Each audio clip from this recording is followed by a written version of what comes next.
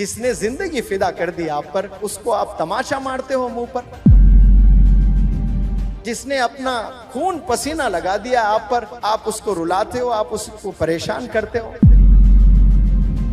जब आप पैदा हुए थे बेपनाह खुश थे कि मेरे घर रहमत आई है, लड़की पैदा हुई है। इसका सिला 15 साल में नौजवान बच्ची दे रही है किसी के साथ भागकर। मेरे घर लड़का पैदा हुआ, वारिस आया है, बहुत फख्र महसूस कर रहा था बाप। जब बाप को एक वारिस मिलता है ना, उसको पूरी दुनिया मिल जाती है। इसका सिला नौजवान दे रहा है ड्रग्स में इन्वॉल्व होकर। आपकी अम्मी, आपके अब्बू एक टीम बनकर आप पर फिदा हो गए, आपकी ग्रूमिंग में लग गए, आपके रेजिंग में लग गए, खिलाने में लग गए, पिलाने में लग गए, पहनाने में लग गए, पढ़ाने में लग गए। और 15 साल के बाद आप रिवेंज ले रहे हो, बदला ले रहे हो, जलील कर रहे हो। वालिदैन प्यारे बच्चों मर जाते हैं, कसम खुदा की उनकी दुआएं जिंदा रहती है। वालिद तो इंतकाल हो गया, वालिद की दुआ जिंदा रहती है। माँ इंतकाल हो गया, माँ की दुआएं जिंदा रहती है।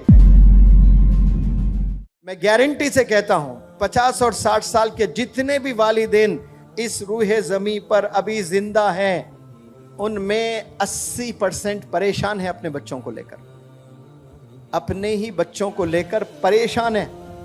और जब आप लोग पैदा हुए थे बेपनाह खुश थे कि मेरे घर रहमत आई है, लड़की पैदा हुई है। मेरे घर लड़का पैदा हुआ, वारिस आया है, बहुत फख्र महसूस कर रहा था बाप। जब बाप को एक वारिस मिलता है ना, उसको पूरी दुनिया मिल जाती है। और एक बेटी पैदा होती है तो बाप बेपनाह खुश हो जाता है, ये तो रहमत आई है अल्लाह की। बेपनाह पैसे नहीं थे, कहां कहां जाकर दूसरों से उधार लेकर दावतें करने लगा। बहुत खुश था, बच्चों को अच्छे अच्छे कपड़े लाने लगा, खिलौने लाने लगा। जेब में पैसे नहीं है, लेकिन दोस्त से उधार लेकर छोटे छोटे खिलौने, जाकर बाजार से चॉकलेट लाने लगा, आइसक्रीम खिलाने लगा, पार्क ले जाने लगा, क्या क्या सब करने लगा। इसका सिला 15 साल में नौजवान बच्ची दे रही है किसी के साथ भागकर। इसका सिला नौजवान दे रहा है ड्रग्स में इन्वॉल्व होकर। जो टीम बन गए, आपकी अम्मी, आपके अब्बू एक टीम बनकर आप पर फिदा हो गए, आपकी ग्रूमिंग में लग गए, आपके रेजिंग में लग गए, खिलाने में लग गए, पिलाने में लग गए, पहनाने में लग गए, पढ़ाने में लग गए। सारे आपके लिए काम दोनों मिलकर एज ए टीम कर रहे हैं। और 15 साल के बाद आप रिवेंज ले रहे हो, बदला ले रहे हो, जलील कर रहे हो अपने वालिदैन को। सोचने की बात है, जिसने जिंदगी फिदा कर दी आप पर, उसको आप तमाशा मारते हो मुंह पर। जिसने अपना खून पसीना लगा दिया आप पर, आप उसको रुलाते हो, आप उसको परेशान करते हो। सोचे थोड़ा सा आप, अकेले तन्हा कभी ऐसा भी सोचे, जैसा आप सोचते हो वैसा तो सोच रहे हैं, सब सोच रहे हैं। कभी आप, मैं जो बोल रहा हूं ना, उस पॉइंट ऑफ व्यू से भी सोचिएगा। अरे हाँ भाई, सर जो बोल रहे हैं सही तो कह रहे हैं। दोनों मिलकर ये जिंदगी फिदा हो गए मेरे पर, मुझ पर अपने आप को खपा दिए। ये दोनों मेरे लिए ही जी रहे हैं लोग। इनका कोई और मकसद नहीं है, कोई एम नहीं है। बस इनका एम ये है कि मुझे पढ़ाएं, मुझे खिलाएं, मुझे पहनाएं, मुझे अच्छी जिंदगी दें। और वापस मैं क्या दे रही हूँ मेरे अब्बू को, मेरे अम्मी को? मैं जलील कर रही हूँ। मस्जिद जाने डर रहे हैं मेरे वालिद नमाज को लिए। क्यों? मैंने ऐसी घिनौनी हरकत कर दी कि मस्जिद में जाकर नमाज पढ़ने बाप डर रहा है, शर्मिंदगी से चेहरा नहीं दिखा पा रहा है। थोड़ा सा इमेजिन करें, आपके वालिद है, मस्जिद में नहीं जा पा रहे, वहां जहां बचपन से नमाज पढ़ा करते थे। आज आपने ऐसी हरकत कर दी जो वालिद मोहल्ले में किसी के मुंह दिखाने लायक नहीं रहे। आपकी हरकतों से ड्रग्स में इन्वॉल्व, शर्म आ रही है बाप को। गलियां बदलकर दूसरे गलियों से जा रहा है। ये नौजवान ऐसे तोहफे दे रहे हैं अपने वालिदैन को। फख्र महसूस करना, प्राउड फील करना, डैड आपके माम प्राउड फील करना, मेरी बेटी, खुश होना वालिदा। वालिदैन प्यारे बच्चों मर जाते हैं, कसम खुदा की उनकी दुआएं जिंदा रहती है।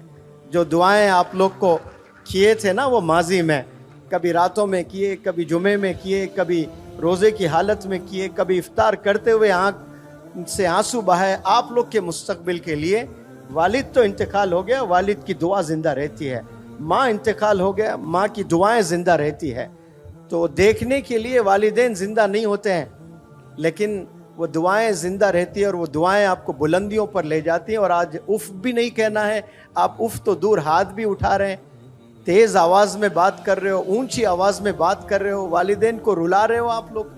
ये रवैये को बदलिए, आप रिस्पेक्ट करना शुरू करें, फिर देखें इंशाअल्लाह अल्लाह कैसे आपको चमकाएगा। सब लोग को चमकने का शौक है, कामयाबी का शौक सबको है। फार्मूला आपके पास घर में है, कामयाब होने का फार्मूला आपके घर में है, दीन में भी दुनिया में भी। जन्नत में जाना चाहते हो तो बाप दरवाजा है, बाप को रुला कर दरवाजा लॉक पड़ा हुआ है, नहीं जा पाओगे आप। माँ के कदमों के नीचे जन्नत है, माँ को रुलाकर, माँ को सताकर जन्नत के ख्वाब ना देखा करें आप लोग। तो जो भी जन्नत में जाने के ख्वाब देख रहे हैं वो जन्नत आपके घर में है, घर के बाहर नहीं है। आप लोग बाहर तलाशते हैं, मैकडॉनल्ड्स में तलाशते हैं, रिजॉर्ट्स में तलाशते हैं, पार्क्स में तलाशते हैं आप लोग। कितने लोग हज पर जाते हैं, लाखों, 30-35 लाख। क्या सबके हज कबूल होते हैं? सबके नहीं कबूल होते हैं, कुछ लोग के हज कबूल होते हैं। अब्बा हुजूर आराम कर रहे हैं सिर्फ, और आप गए कमरे में देखकर खुश हुए, ये मेरे अब्बा। मकबूल हज का सवाब मिलेगा। कौन से हज का सवाब? मकबूल हज। एक तो हज का सवाब, एक मकबूल हज का सवाब। यानी गोया आपके हज को अल्लाह ने कबूल कर लिया, क्योंकि अल्लाह जानता है सबके पास पैसे नहीं है, सब हज पर नहीं जा सकते। कोई बीमार है हज पर नहीं जा सकता, कोई मखरूस है हज पर नहीं जा सकता, कोई अपाहिज है हज पर नहीं जा सकता। वो बंदा अपने वालिदैन को मुस्कुराते हुए देखे, हज का सवाब मिलता है। लेकिन गफलत की जिंदगी में नौजवान जी रहे हैं, उन्हें पता ही नहीं, और हज पे जाते हैं, बड़े खुश होते हैं, वालिदैन को सता रहे हैं। तो अल्लाह को ऐसा हज भी नहीं चाहिए, ऐसे नमाज भी नहीं चाहिए जो वालिदैन को 365 दिन रुलाते हो। और आप हज पर भी जा रहे हो, साल में 2 उम्रे भी कर रहे हो, 5 वक्त नमाज भी पढ़ रहे हो, चैरिटी भी दे रहे हो, लेकिन जो असल काम आपने करना है घर में, जो वालिदैन की खिदमत, उनकी रिस्पेक्ट, वो ना करें तो फिर कुछ नहीं है आप।